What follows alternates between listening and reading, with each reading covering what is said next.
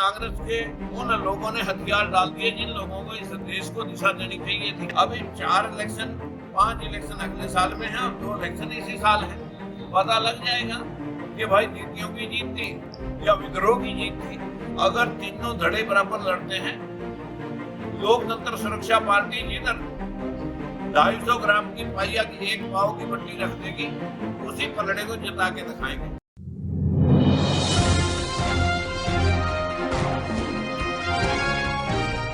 इन दिनों हरियाणा में कांग्रेस अध्यक्ष पद से कुमारी शैलजा के त्याग पत्र दिए जाने की पेशकश चल रही चर्चाओं पर लोकतंत्र सुरक्षा पार्टी अध्यक्ष व पूर्व सांसद राजकुमार सैनी ने बड़ा बयान दिया है। उन्होंने कहा है कि कितनी हैरत की बात है कि कांग्रेस में जिन नेताओं ने देश को दिशा देनी थी, वही अब हथियार डाल रहे हैं। आज शैलजा भी इस्तीफा दे रही है, क्योंकि उस इस्तीफे के ऊपर मैं ये जरूर कहना चाहूंगा कि कांग्रेस के उन लोगों ने हथियार डाल दिए जिन लोगों को इस देश को दिशा देनी चाहिए थी। राजकुमार सैनी यहां झज्जर में आयोजित एक कार्यक्रम में शिरकत करने के बाद मीडिया से बातचीत कर रहे थे। उन्होंने कहा कि यह एक तरह से मंथन का विषय है कि 2.5 साल पहले हुए हरियाणा विधानसभा के चुनाव में जो टूटी हुई कांग्रेस 31 सीटें जीत सकती है, तो वह यदि एकजुट होकर लड़ती है तो कितना कड़ा मुकाबला करेगी। कांग्रेस भी जो 23 जीता, वो उन्होंने देखा कि भाई इस परिवार के अलावा हम कुछ कर नहीं सकेंगे, बोल बाल करके बड़बड़ाहट निकाल करके और फिर वहीं पर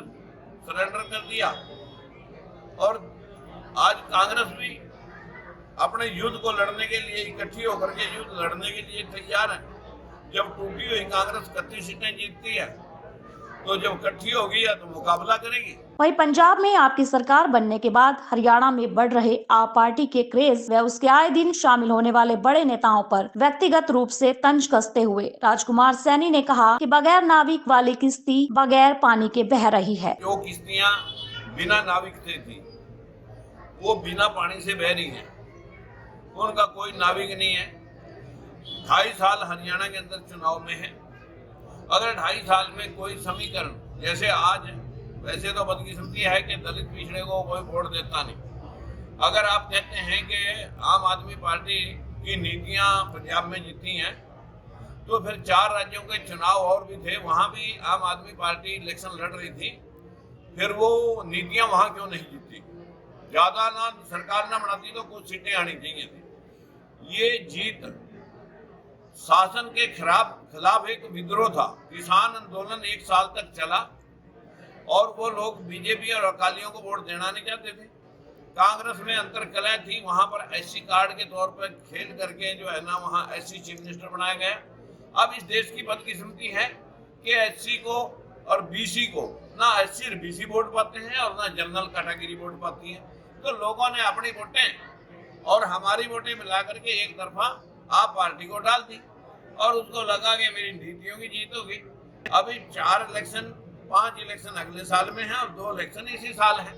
पता लग जाएगा कि भाई नीतियों की जीत थी या विद्रोह की जीत थी। राजकुमार सैनी ने दावा किया है कि हरियाणा में 2.5 साल बाद होने वाले विधानसभा चुनाव में भाजपा, आप और कांग्रेस तीनों धड़े बराबर लड़ते हैं, तो लोकतंत्र पार्टी जिस धड़े के पलड़े पर अपनी पांव भर की भट्टी भी रख देगी, तो वह चुनाव जीत जाएगा। बीजेपी के पास आता पैसा है, वो पैसे के बलबूते गेम खेल लेगी और जेजेपी उसका साथ दे रही है। और ठीक इसी प्रकार जो आपने आप पार्टी की बात कही, भाई आप पार्टी में भी वही लोग हैं जो बीजेपी में लोग हैं।